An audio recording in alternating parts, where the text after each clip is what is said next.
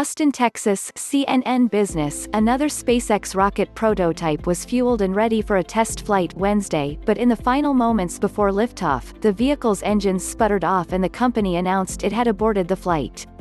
The company will recycle the rocket's fuel and attempt liftoff again around 4 p.m. Central Time, according to SpaceX engineer John Insprucker on the company's webcast of the attempted launch. SpaceX CEO Elon Musk said in a tweet that the abort was triggered by preset standards around the rocket's thrust, which Musk described as slightly conservative. He added that the company would increase the rocket's thrust limit, giving the rocket more wiggle room for getting a go-ahead for liftoff, and attempt to launch again later Wednesday. SpaceX's SN-10, an early prototype of the company's Starship Mars rocket, was expected to soar about 6 miles (10 kilometers) above the coastal landscape before conducting some mid-air acrobatics and swooping down for a landing back at SpaceX's South Texas facilities.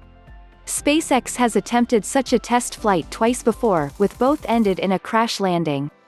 Insprucker said that the primary goal of the test was to gather data on how the vehicle's flaps would control the Starship prototype as it plummets back to the Earth.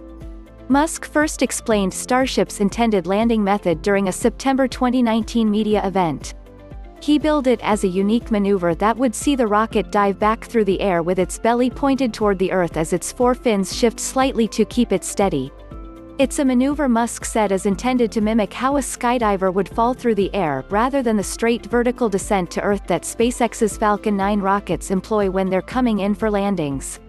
Perfecting the belly flop landing maneuver is essential to enable a fully reusable transportation system designed to carry both crew and cargo on long-duration, interplanetary flights and help humanity return to the Moon and travel to Mars and beyond, according to the company's website.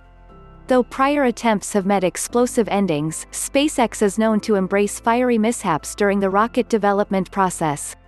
The company maintains that such accidents are the quickest and most efficient way of gathering data, an approach that sets the company apart from its close partner NASA, which prefers slow, methodical testing over dramatic flare-ups.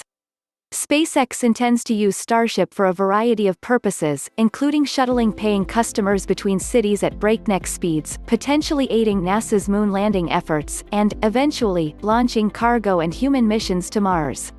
Starship is still in the early stages of development. A full-scale prototype has yet to be constructed.